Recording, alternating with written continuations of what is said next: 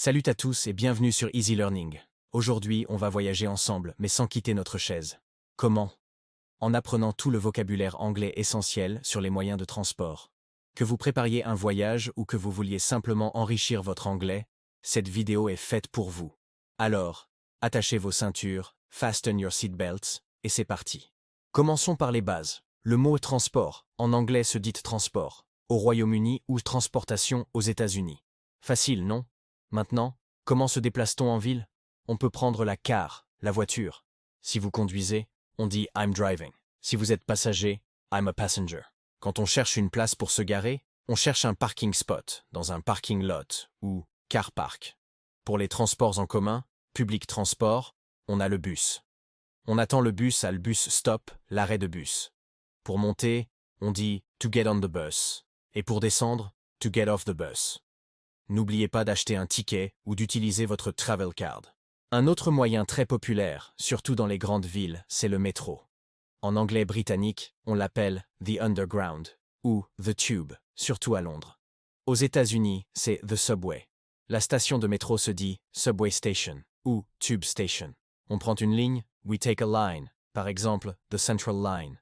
Si vous préférez être plus actif, il y a le vélo, the bicycle, ou bike pour faire plus court.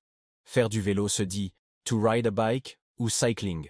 N'oubliez pas votre casque, your helmet. Pour les piétons, on marche, we walk. Le passage piéton, c'est the crosswalk en américain ou the zebra crossing en britannique. Le trottoir, c'est the sidewalk ou the pavement. Maintenant, voyageons un peu plus loin. Pour les longues distances, on peut prendre le train. On va à la train station pour acheter un train ticket. Le quai, c'est the platform. Par exemple, the train to Paris is on platform 4. Le TGV, ou train à grande vitesse, se dit high speed train. Et pour traverser les océans, on prend l'avion, the airplane ou plane. On se rend à l'airport, l'aéroport. On doit d'abord s'enregistrer, to check in, puis passer la sécurité, go through security. Notre vol, or flight, a un numéro, a flight number. La porte d'embarquement est the gate. On embarque, we board the plane. Et après le vol, on atterrit, we land. On récupère ensuite nos bagages, or luggage, ou baggage, au baggage claim.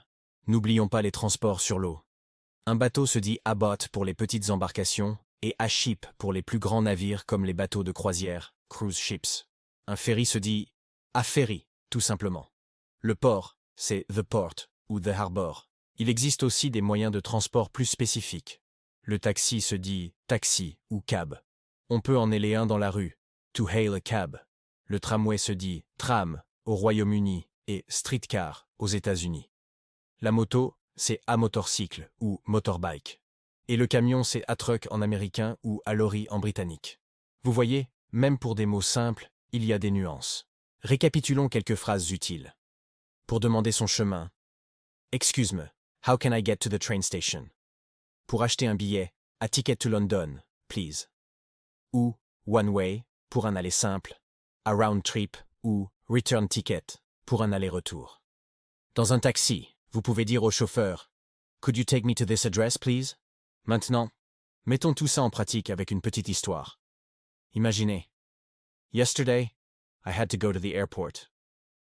First, I couldn't find a taxi, so I decided to take the subway to the main train station. From there, I took an airport shuttle bus. It was a long journey. When I finally arrived at the airport, my flight was delayed. I waited at the gate for 2 hours before boarding the plane.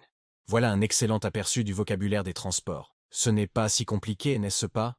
Le secret, comme toujours, c'est la pratique. Essayez de créer vos propres phrases en utilisant ces nouveaux mots. Décrivez votre trajet quotidien pour aller au travail ou à l'école en anglais. C'est tout pour aujourd'hui sur Easy Learning.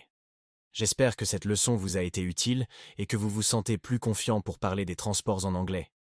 Si la vidéo vous a plu, n'oubliez pas de laisser un like, de la partager avec vos amis qui apprennent aussi l'anglais, et surtout, de vous abonner à la chaîne pour ne manquer aucune de nos prochaines leçons. Merci beaucoup d'avoir regardé et à très bientôt pour une nouvelle vidéo. See you soon and happy travels!